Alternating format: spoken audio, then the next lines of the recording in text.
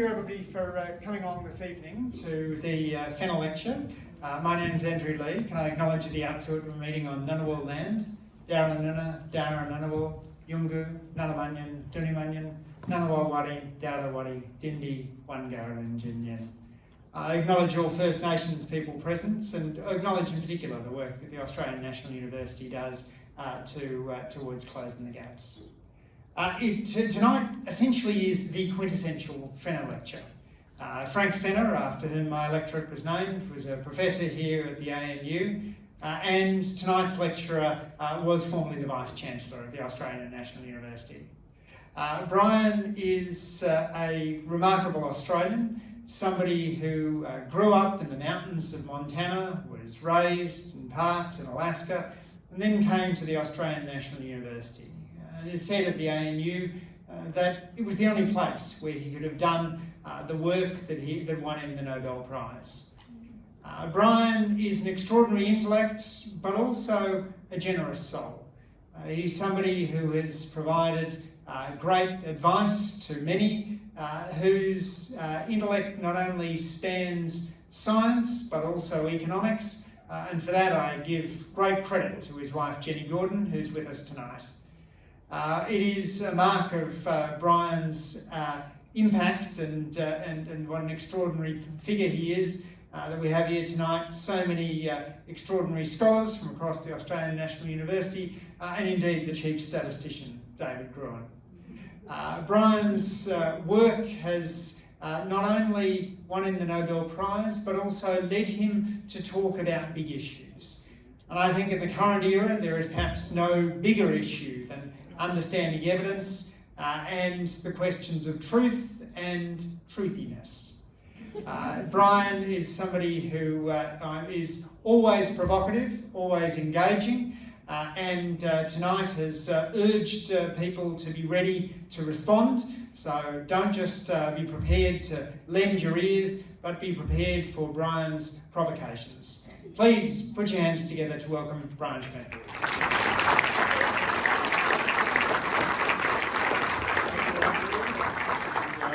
Good to see everyone, and we had agreed that we would not do this lecture if there was a campaign on, and so Andrew did his best to create a cyclone, I guess, to make sure that that was not on the cards. But it is great to be able to talk about something I think is absolutely essential going forward for each of us to, I think, have a reckoning.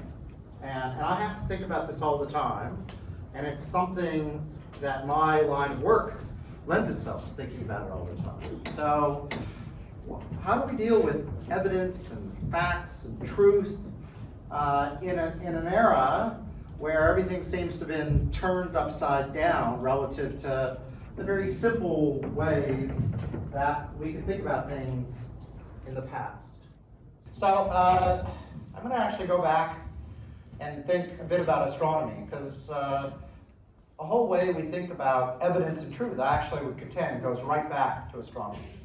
And so these are the Pleiades. The Pleiades are a group of stars, 80 million years old, and they're interesting because they have been seen by every human that has ever lived at any time on this planet over the last 500,000 years. And that's because they're right in the celestial equator. So you can see them from Alaska, you can see them from Patagonia, every place humans have lived. And so they're an interesting little thing to reflect on because they are part of a story called the Pleiades that we know about 7 sisters that is found throughout communities and throughout the world.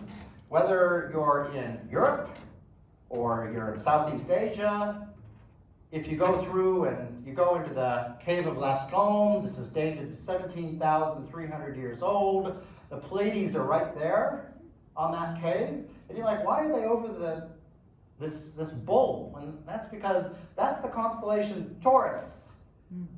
So these concepts of astronomy go way back. I mean, they're prehistory. Right? And of course they exist here in Australia that has been its own little world for 50,000 plus years. In the Seven Sisters as being part of a storyline that was used to map out and to do activities over a year as part of the oral history. So astronomy has been kind of this thread by which people started to put together stories, and it is something we all hang together, and we hang with together. It's also the way where we started developing the scientific method. So if you think about, here we have Ptolemy. He started using math and geometry to go through and chart how the planets move across the sky. Now, he had some axioms that the Greeks said must be true. Planets must obviously travel in circles. The Earth must be in the center. And so he had to come up with some elaborate schemes, but he could do it, and we call these little epicycles where you make a spirograph. And he could measure where Jupiter or Mars or Venus was going to be in the sky with really good accuracy, better than anyone else could. And indeed, he was so good at it that no one really improved on his work until the 16th century. So this was cutting edge for 1,500 years. But it was kind of upended when Copernicus, who most of us know, said, wouldn't it be so much easier if we just break down those epicycles and put Earth not at the center, but the sun at the center, and then we could do almost everything conceptually with just a bunch of circles. And it turns out, to first order, you get this right. You couldn't predict things that Ptolemy could, because if you're a statistician or a physicist, if you've got a lot of free parameters, that is, you have a lot of things you can tweak, you can fit the data much better. And he didn't really have any here. He just had literally circles. But it was conceptually a big leap forward, not because it was accepted. It wasn't accepted immediately. But people started looking at it, and they started thinking, how could we test this? Right? And that is the leap of science. The Greeks didn't talk about testing whether or not things went in circles or the Earth was at the center. That was the way it was. It was so, and one did not ask questions unless one wanted to lose their head. But science was all about testing things. Tycho Brahe, who was a bit of a nut, but he was obsessed with measurement, just went through and started measuring the planets with an order of magnitude more precision. And he started seeing there were clearly problems with the Ptolemaic method. And why did he do that? I don't know. He was obsessed with it. That's what he did. He didn't really have any grand vision of what to do with it, as near as I can tell. But he hired eventually Kepler. Kepler was a mathematician, and he did care. And he was able to use the Tycho Brahe's measurements to go through and start making all sorts of interesting measurements. And he soon realized that actually we need to have the sun at the center, and things travel not just in circles, they travel in ellipses. And he was able to actually deduce that using math and these observations. And then Galileo came along, and Galileo was the person who really formalized for the first time the notion that one could go out and test scientific hypotheses. So he's really the founder of that. Kepler was still a bit of a mystic and tended to like crystals and forms in addition to the math that he could do. But Galileo was very much, we're going to test things. And he was able to use a telescope, which he improved a bit. And when he looked at, for example, a planet, it ended up looking kind of like that. And if you look carefully, you can see there are little moons around it. And clearly, the Earth was not the center of that. He could see the moons, even though it was a fuzzy mess, he could see the moons going around Jupiter. And when he looked at, for example, Venus, well, Venus had this interesting thing that when it was full, that is a circle, it was small. And when it got big, it was like a crescent moon. And that is exactly what you expect if Venus goes around the sun and the Earth goes around the sun. So with his own eyes, he was able to see that clearly Copernicus was correct. And he was very excited. He ended up making telescopes, it turns out, to the politicians of the day, and sold it to them as both ways to look at enemies over the horizon. But also he wanted to have them look with their own eyes and see that what they had been taught was wrong, because you couldn't just accept it to be true. It is so. And people would look, but they did not want to know, including, it turned out, his friend, the Pope, who tried to convince him that one should be not showing people that what was said to be true at the time was wrong. And eventually that cost Galileo his freedom. He ended up having to be banned to our country in this villa, which I've had lunch in, that he spent all of his time in a villa that's sort of a 6-bedroom, $5 million thing in Canberra would be about right. Had 80 acres of vines out the back, and it was his prison. It was a nice prison, I think, but it was his prison, and he sort of spent a little bit too much time drinking the wine he made for the rest of his life. But that was his punishment for doing this. All right. Eventually, Newton went through, took what Galileo started, and Kepler and Brahe's work, created calculus and the whole framework by which we test things. Why am I telling you all of this? Because this is the development of science, and I think it's good for us to understand how we got to the idea of having theories that you test. That's what science is about. It's a philosophy. It is a philosophy. It's not perfect, but it self-corrects. It keeps on working to get the same answer. So Newton's laws we still use today. It turns out we know they're wrong because Einstein came along and realized that by going through and thinking about acceleration due to moving faster and acceleration due to gravity always being the same, that you have to change Newton's laws a little bit in a very complicated way that is important sometimes, but most of the time here on Earth we can just use Newton. So it tells you a little bit about how the scientific method works, is things that seem perfect may still be wrong. And science is always not about proving something's right, it's about proving things are wrong. Because you assume that everything is wrong at some level. And thus far, I think that we have always been correct in those assumptions. That is, this theory of general relativity is the only one that, from its first measurement of curvature around the sun to the present day, has never been shown to be wrong, that I'm aware of. It's kind of the perfect theory. But we know it doesn't work. We know it breaks down with quantum mechanics. So even general relativity we know is wrong. And that's a foundation of how humans interact with the physical world. We observe it, we have a theory that explains what it is, and that's what our reality is a set of rules we have constructed in our brain, whether it's mathematics or just how our mind does it. And the fact that we can predict things, well, that means we understand them and we take them to be real. If you're a magician, is someone who violates our version of reality. Why did that happen? Okay? So, if you go through with the theory of general relativity as this whole scheme, it kind of gives you the essence of science. You have a theory, you predict things, you test them, and then you iterate. And science is a continual process of that. And it's built us our mobile phone, it's everything we know, literally in this room, one way or another, parts of it, and most of it, have been created through this process since essentially the Enlightenment. So, what is reality? Well, I contend, my thesis is that in our evidence-based world, our reality is simply the set of ideas which predict the observations we make. Now, you're going to have to think about that for a few days, my guess is. But I cannot think of anything that violates that. Nothing. Whether or not you're sitting in a chair, you have a version of how that chair works.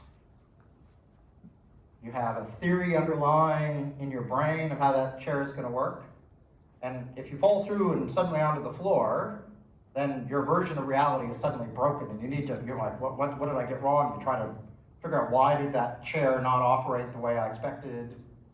Everything in life is you have a mental picture or a mathematical picture of how it's going to work, and you have observations, and most of the time the observations, thank heavens, come true, right? Otherwise the world would be chaos. Most of the time you predict what's going to happen. As you walk, anything you do, everything comes true. All right?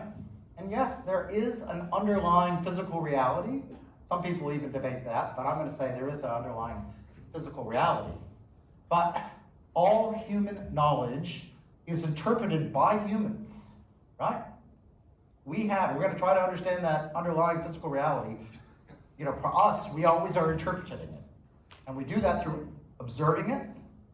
And then, as I said, our theories are used to put context to those observations. And these are always imperfect.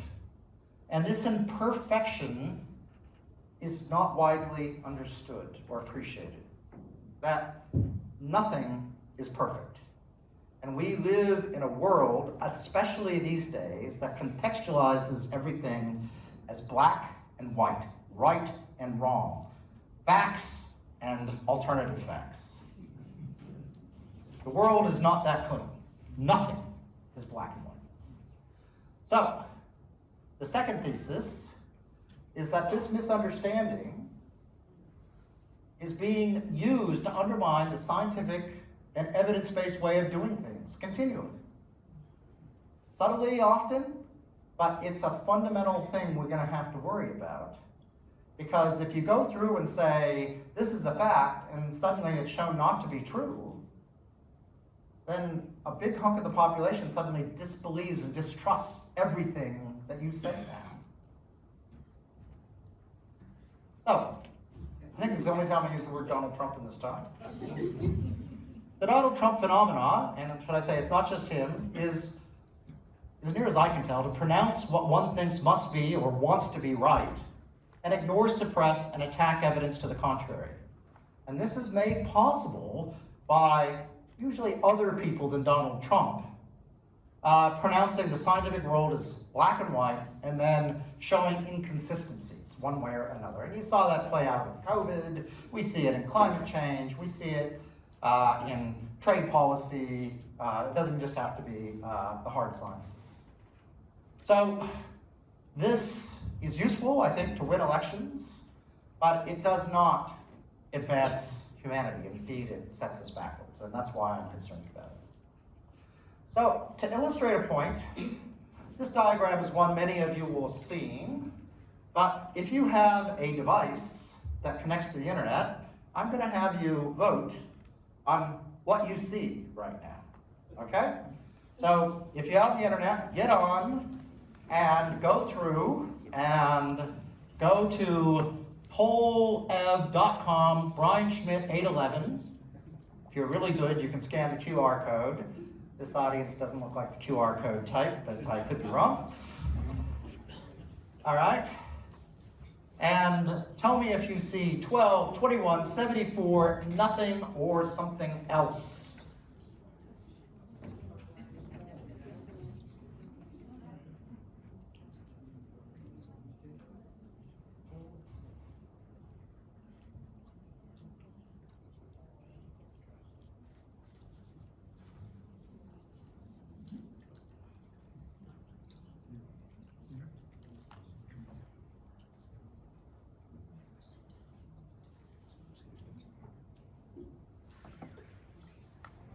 All right, I'll give us another 10 seconds.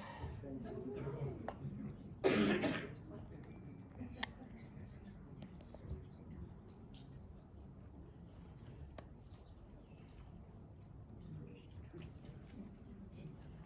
it to 30. Okay, let's see. So, let's see. So, two people see 21. Someone says 12, you need some help if you saw 12. Most of you see 74, and I see 21. Why? Because I'm red-green colorblind. Or should I just say, I have normal vision, and you guys have this hyper color sensitivity that make you freaks? Which one's right? Well, of course, the 37, the majority says, that definitely says 74. And when I was doing this, I had to keep asking my wife and my son, what number does it say again? Because I literally can't see it. So, who's right? Well, the reality is, there's a duality here. It's 74, it's 21, it depends on how you observe the world. Now this is an extreme example that life is not black and white. But this type of nuance happens in almost every observation and everything we see. If you see a car accident, you see it different depending on which side of the car you're on, right? That everything has nuance, and we always assume in our mental model that there is one truth, that there is only a single way to interpret things. It is very dangerous to do that because you will make mistakes. Not most of the time, but occasionally. And those mistakes could be actually quite consequential. So it's really important to remind ourselves that we are observers of a world and we're not perfect. So, facts. I hear the word facts bantered around far too often. I don't think there are very many facts out there. Yes, I actually would say that the definition is a thing that is known to be or proved to be true. Now, from my philosophy, facts don't actually exist. There are things we're very, very certain of, and 99 with a lot of nines, but nothing is absolutely true, ever. It's just probabilistically very likely to be true. Now, that means when you have that many nines, I normally don't ask too many questions. But many of us take things that are 99% true to be true, always. And that's where you get into trouble. Things that are usually true are not always true. And you need to think a little bit, for example, about these numbers in context. So a scientist's job, my job, is to be suspicious of all the facts. I won a Nobel Prize because something that we assumed to be true ended up not being true, okay? That's a very rare occurrence. You gotta have a little luck, you gotta be at the right place at the right time, okay? But the word fact, as I said, is thrown around all the time in things, it's a fact. The world, climate change is happening. No, I would argue that's not a fact. That's an observation that we're kind of 99.9% sure is correct. But we're not 99.9999999. So we've got to have an open mind when we think about these things, rather than making things black and white, because by making things black and white, we put ourselves into this kind of false dichotomy situation where errors are made, and when we're wrong, as we are sometimes, there is a disbelief in the whole system because we're not been honest about describing it. All right. There's something else, alternative facts. These are the things that are demonstrably, almost certainly wrong. That's different than a fact that's likely to be right. Because it's hard to show something's demonstrably wrong, but when you do it, it's pretty clear. And we have a world where people are allowed to throw around, as I'll talk about in a little bit, demonstrably wrong facts as being true with almost no consequence these days. I mean, I'll be honest, if I do it, I'd probably lose my job. But it's only in academia where you are genuinely held up to the scrutiny, and even in our field, it's not as strong as it used to be. But we probably are held to a higher level of account than most places. Hopefully the police and doctors as well. So, Mark Twain very famously talked about lies, damn lies, and statistics. So, we do live in a world of probability. And it is very easy, especially with a group of people who do not understand statistics very well, to lie with them. But the only way to really interact with the world successfully, especially in a world full of poor information, is actually thinking of the world in probability. And the sooner we include this in our curriculum, starting literally with 4-year-olds, it's not hard understanding probabilities. Calculating probabilities is hard. But understanding what probabilities mean, that's not so hard. And we need to get and think about it. And I give an example up here that, nothing is black and white. Things are between 0 and 100%. Unfortunately, most things are either really close to 0 or really close to 100%. That makes life easy for black and white. But again, you need to think a bit about the details. So I drive a Tesla. I bought it when Elon Musk was not completely insane. And now, as I always remind people when they're about to graffiti my car, is that I'm still bleeding him every time I supercharge for free. So remember, I'm doing damage to Elon by keeping my Tesla. So imagine in the future, I actually trust my AI bot to drive my car on the road, and they claim it's 99.99999% accurate. That sounds great. But the problem is I'm going to encounter, roughly 365,000 cars in the 10-year lifetime of that car. And it turns out then, during my lifetime of a car, in those numbers, I have a 31% chance of a collision. That's not good enough.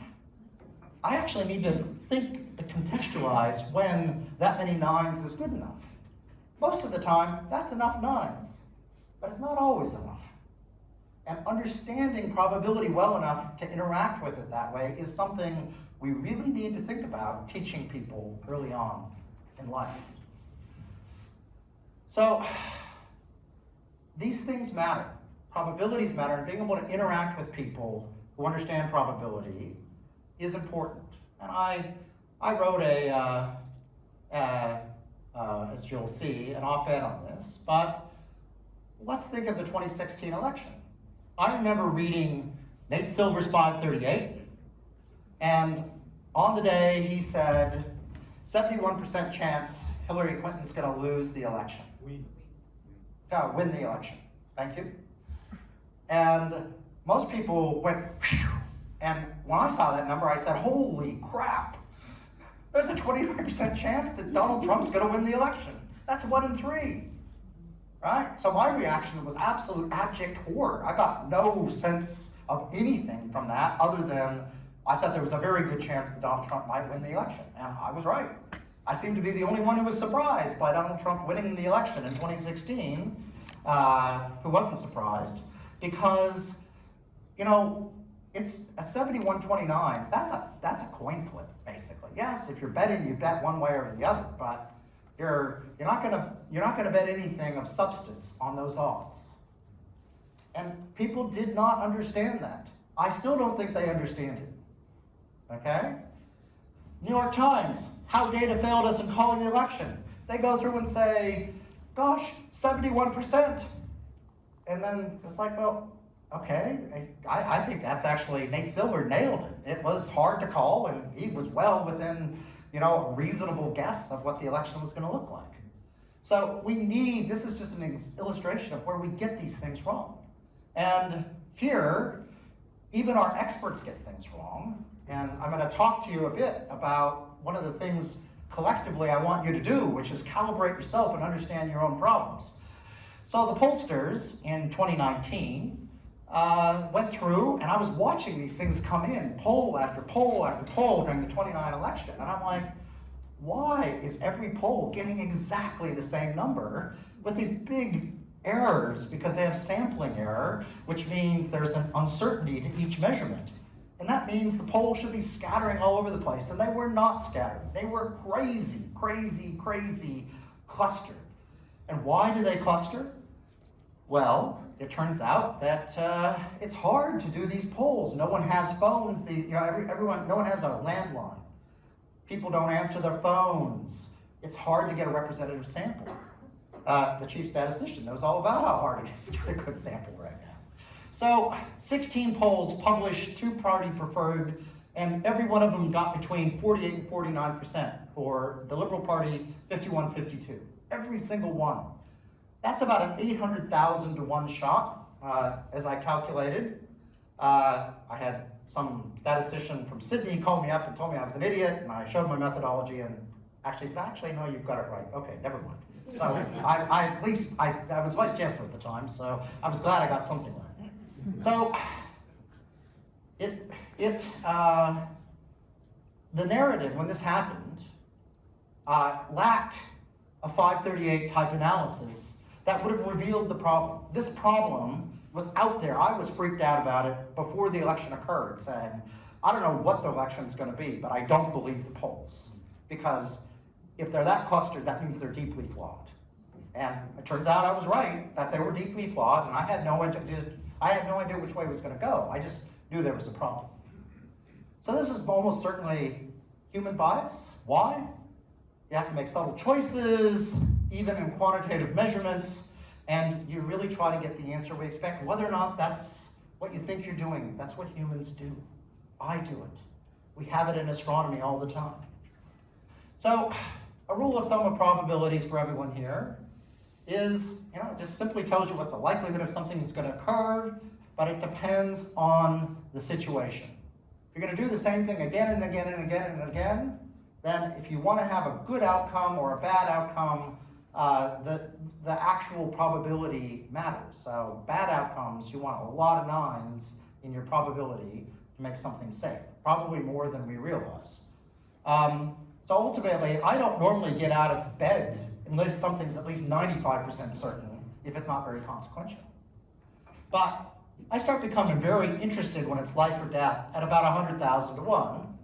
And the first order, that's because I have about 1 million days to live. Or I have I don't have 1 million days to live. I wish that was true. Actually, I'm glad that's not true. But on today, my chance of dying today is about 1 million to 1, given the current mortality rates for a 58-year-old Australian male. So I might be reckless. Some people say that's reckless. I should be worrying about things that are less, 1 in a million, but 1 in 100,000 is where I start getting interested. So I want us now to think beyond probability. I want to think again about us as humans, okay? So I'm going to give you a very hard thing to do, and I want to see how good the audience is, and you're going to have to use your phone to vote again, okay? So what you're going to do is you are going to look at the shell game, and I want you to figure out where the chocolate ends up, okay? So you're going to have to concentrate very carefully for about 20 seconds here, okay? Is there a gorilla in this? There's no gorilla in this. Okay, so here we go. You're going to follow it. I'll shut up now.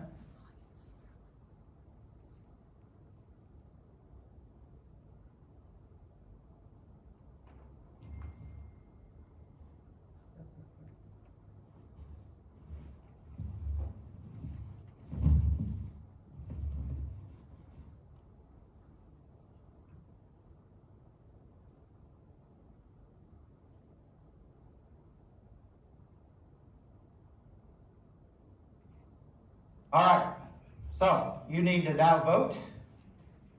Left, middle, right. I don't know, I got lost. That's an honest answer. Or none of the above. You think I'm being tricky?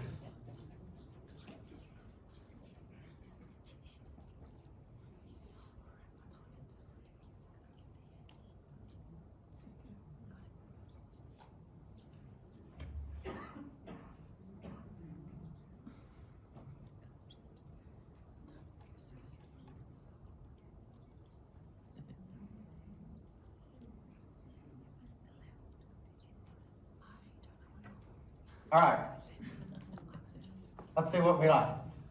Left, 86%, 2 middle, 2 right, didn't know got lost, and none of the above 7. Okay, so we have some paranoid people at the bottom. 86% got it. Let's see if you guys are right.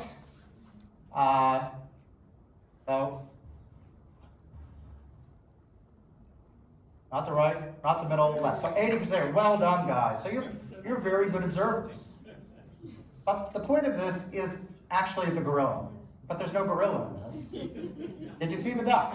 Half of you would have seen the duck, but half of you probably didn't. You missed the duck, you're a normal person. Half of you missed the duck. Right? So that's good. But there's not just a duck going on there if you think you're good. Did you notice there was an extra person who came in the middle of it? That's very tough to pick up. Almost no one will pick that up. Okay? So there is a hand up there that's coming in. So suddenly there's 5 hands. That's a subtle thing. But if you were in court, you would swear there was only 2 hands. There's only 2 people there, right? I swear there was only 2 people there. I saw it with my own eyes. And what you probably didn't see, was the fact that the tiles all changed color, which I'm gonna spare you seeing it. But the actual colors of the blues turned to green, or green turned to blue in the middle of it all, because they've been swapped out, and almost no one sees that. I'm colorblind, so I get a pass on that. But, okay, so let's see. I will put that. So very famous, the gorilla thing, and our brain does all sorts of shortcuts, okay? And you just need to be aware that what you see with your own eyes is a version of reality, but there are things you're missing, and it turns out we can, and this is somewhat controversial, but a prevailing view that, you can be manipulated to have false memories. Not everyone, not all the time, but you can't assume there's no chance of it, okay? So we are, I'm always amazed how imperfect humans are, and yet how much we're able to do. It's quite remarkable. So each of us have implicit biases. Get to know your biases. Actively learn how to minimize your biases. There's lots of stuff out there for you to read, and we all have blind spots. And particularly when you get into a fight with someone where I saw. Sit back, take a breath, reflect. Maybe you guys both saw something. Now, if there's a video, you can figure out who's right, but often there isn't. And expect the fact that not everything's going to be perfect all the time. I suggest reading Thinking Fast and Slow by Daniel Kahneman, which is an outstanding book that I use as a reference and a mental mind map of how my mind's working all the time. We tend to save our life by thinking fast, and we tend to make better decisions by thinking slow, but often we think fast when we should be thinking slow. But if you think slow when you should be thinking fast, you're liable to crash into a tree. So there's reasons for both of them. Okay, and then the other thing is here, a lot done by Tim Harford on cautionary tales, which covers many, many of these things as well. And that's a good sense, just to get a sense of the broad world of this work. So part of the philosophy of science is about negating and helping us negate human bias. Results have to be reproducible by other teams that are independent. Results are looked at from different angles over time, continually always assumed to be wrong. We're not assuming things to be right, we're assuming things to be wrong. If you make false claims, you fabricate data, or even do consistently sloppy work, those are typically career-ending decisions, even if you're someone important, okay? And that's the way it should be. You need to be held accountable. I actually think we need to raise the level of accountability to even a higher standard than we have now. Mistakes self-correct over time. That's why science is useful. My own field of astronomy, the Hubble constant. This is what I did from a PhD thesis. This is what it looked like over time. There was a horrific error, but just watch how it gets better and better over time. And now we're at this point where it turns out we've zeroed in by about a factor of 100, but we're getting 2 different answers. 8% difference between 2 ways of measuring how fast the universe is expanding. That doesn't mean someone's right and wrong. It might mean that, or it might mean that our model of the universe is wrong. We're comparing theory with observations and doing the iterative cycle. We just don't know the answer yet. That's the beauty of the scientific way. All right. We, of course, do this in publicly related things. So I take us to the IPC1 report. I was still in graduate school then. This is what they predicted as being a business as usual, which I would say we're pretty damn close to business as usual, like it or not, in terms of our CO2 mitigation. This is what they predicted in 1992. That's what the data actually looks like up in Mauna Loa. And if you overlap those things, it's worthwhile doing this. I don't think I've ever seen anyone actually do this recently. It turns out that we're pretty bloody good. We're just below business as usual. But that was done with a minimal amount of information, not having any idea how solar was going to expand and when it's going to expand. And they got it within a few percent back in 1992 when there was only a small handful of people doing this. So I would say they got a little lucky. But then they went through and predicted what this would mean for the climate, okay? So a little less than the business as usual. So here's business as usual. This is their estimates. They have uncertainties, God forbid, uncertainties in a document. And this is what the data looks like. This is trickier data. And where does it lie? It lies just below the best estimate, which is exactly where you would expect it because we're not putting quite as much CO2 out as the business as usual. They nailed it. They nailed it, and they've gotten 10 times better at doing this. All right? So if they didn't nail it, we would have been learning, and we did learn that not everything was perfect. But the scientific process is very powerful. And I want you to think about all of the disinformation that went on, and still goes on a bit, but it's becoming harder and harder to I guess, knock back increasingly more evidence of what's going on. But this shows the power of science. You don't get to make up what happened in 92. It was predicted. All science has is its predictions, right? And we live and die by how good we are. And in arguably one of the biggest, most important things we have, we nailed it, okay? Haven't seen that in the Australian recently. All right, so the consensus of science, unfortunately, is not always right. We make mistakes, and at any given time, if you see a rigorous approach being taken, so you really have a lot of people working on it, I would contend it is your best guess of what's going on if people think, the experts think, the estimates are sensible. The experts, when they don't like what's going on, will tell you, no, it's an incomplete theory. Yes, we have estimates, but I wouldn't trust them. They will actually tell you this. Scientists tend to not like to make predictions because they hate being wrong. So they tend to, if anything, underplay how accurate they are rather than overplay it. But beware of non-rigorous approaches. Work by one person or a group of people always work together. Those are the ones where you get flawed. You're not getting the feedback loop. But this is an incredibly powerful thing. It's much better than a gut feeling. I know this to be true, even though all the evidence says it's not. Beware. I have gut feelings too, but I have learned to overcome my gut feelings and go with the numbers when there's a good basis for those numbers. Okay? So how do you cope with all this uncertainty? Well, good information is key, but you got to be aware of the biases. The media. Now, the media is a mess right now. I gave a talk at the National Press Club where I basically said, you guys need to start self-regulating because what you're doing right now is not good enough. That went over less bad than I was expecting, it turned out. But I really think it's important. But for me, we have the media where it's at. Obviously, every media outlet has its own point of view, worldview, etc.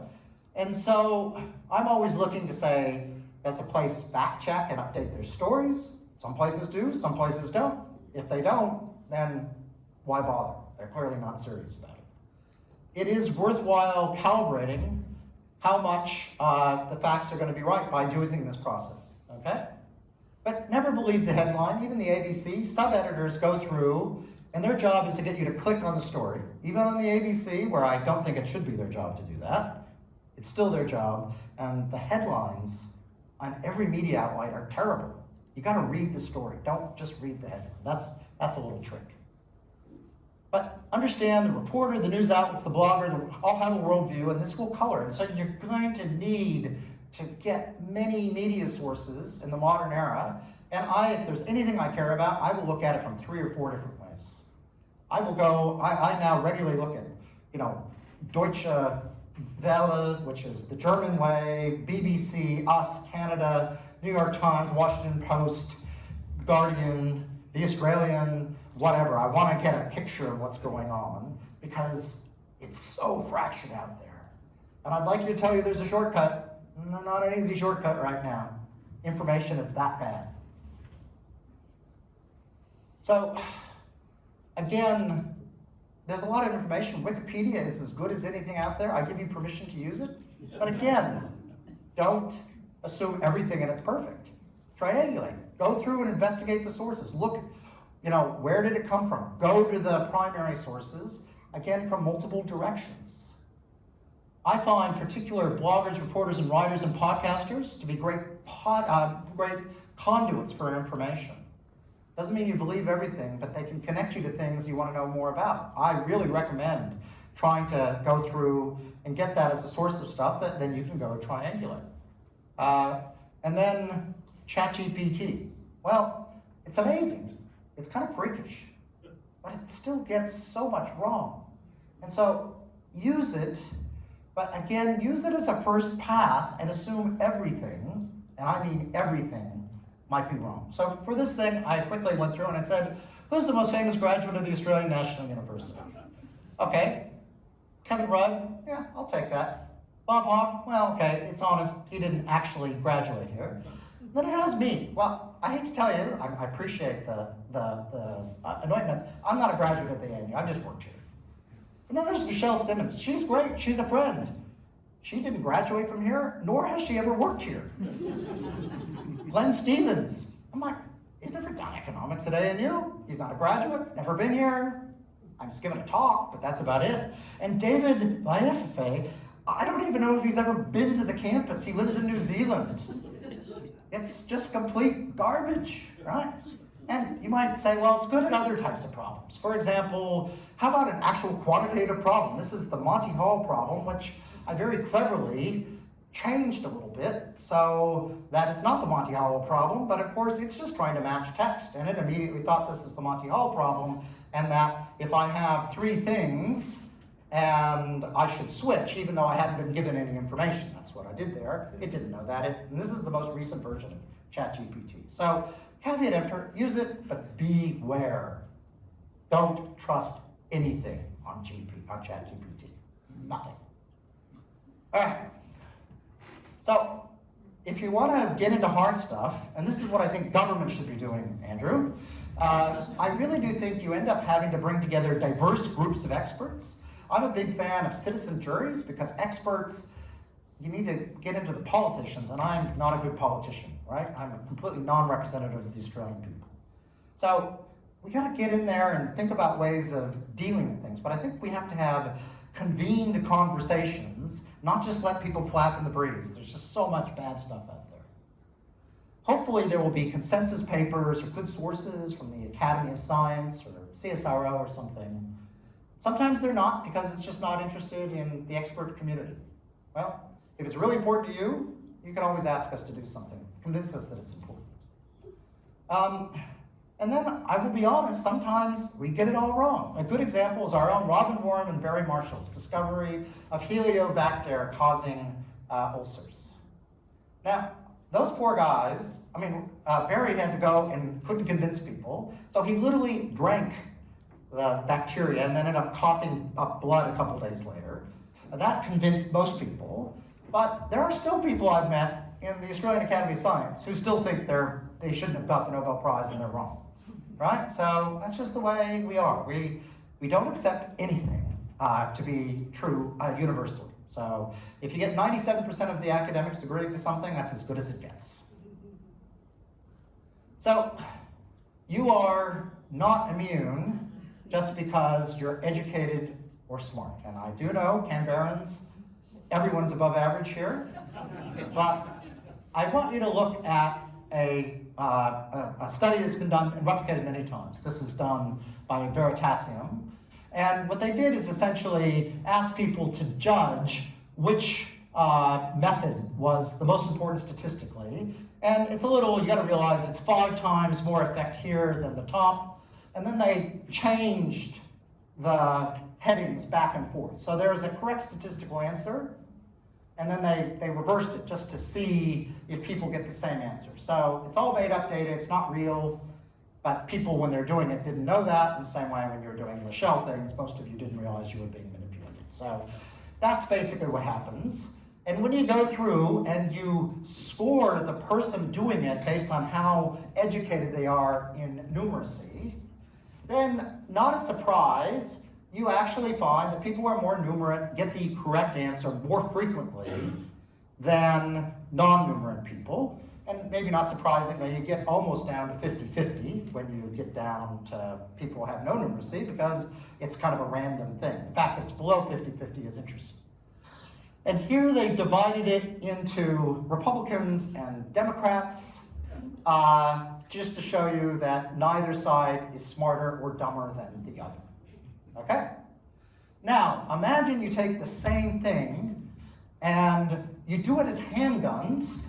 So it's the same numbers, it's the same statistical problem, and crime increased, crime decreased, okay? So it's the same thing, it's just that people think they know the answer to this one. They don't know cream. This is one where they think they know the answer. This is how Republicans go. So effectively, and then the Democrats. And so as you go to more and more numeracy, you can see that when it goes to your priors, that is, when you have gun control, there's either more or less crime. If you're a Republican, the dogma is there's gun control, there's more crime. For the Democrats, there's a dogma, there's less crime. Remembering these are made up numbers, then you get the correct answer when that's the correct sense of the statistics almost 100% of the time, whether or not you're Republican or Democrat.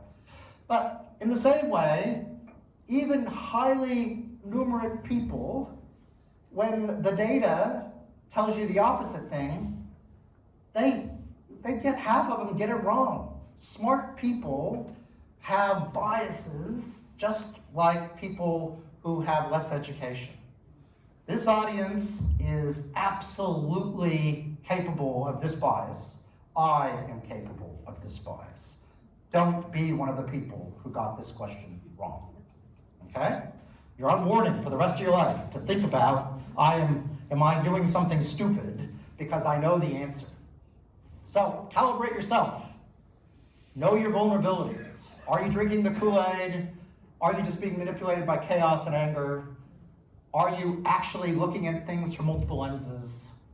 And could you have made a mistake of some description? We live in interesting times. There are deliberate disinformation campaigns being put out there. The Russians figured this out in 2016. The rest of the world has figured it out. It turns out if you just sow bad information, you break down social cohesion and no one believes anything. It turns out that's actually quite cheap and easy. Currently, we have a version of this called Flood the Zone. Steve Bannon very conveniently told us all about it. And if you throw a whole bunch of stuff out there, good and bad, people don't know what to believe, and they kind of just give up trying to attack the bad stuff, because there's too much of it. So, it turns out you can do Flood the Zone when you're not held accountable. So, we need accountability. Accountability is being lost in our society for not telling the truth, not being honest, being prepared to manipulate stuff. You just go through and deny it and you're fine. That is the MOU. And, notice it's MO, forget, no MOU. And I'll just tell you that right now, if you acknowledge your mistakes, you're gonna be worse off than if you just flat out deny it in the public sphere. I've done the experiment as Vice Chancellor. Trust me, my fellow Vice Chancellors who just denied there were problems, for example, with sexual violence on campus, they just skated right through. All right? The world is not fair, but we need to hold accountability, and we don't. It's ultimately the public, that's you, who do this. So, my request, be a little less certain and a little more reflective. Rather than telling someone that they're wrong, why don't you ask them why they're right? That's a good way to get them to engage, rather than just upsetting them. Get your information widely. Don't rely on a single source, triangulate. Beware of being manipulated. That is having your rational being overwhelmed by your emotion, typically is how it's done. Hold people accountable, and don't get your vice grip off their neck when they lie. Keep doing it and don't let them move on. And please be careful using the word facts. Don't believe that you know the truth, that other people are idiots. And in the end, respect. Most people are not evil. They're like you. They may have things wrong. Treat them with respect. Talk through the facts. Social cohesion will stay up, and Australia will continue to self-correct and be a prosperous nation. I think we see in the world around us what the alternative is, and that's what we want to avoid. Thank you.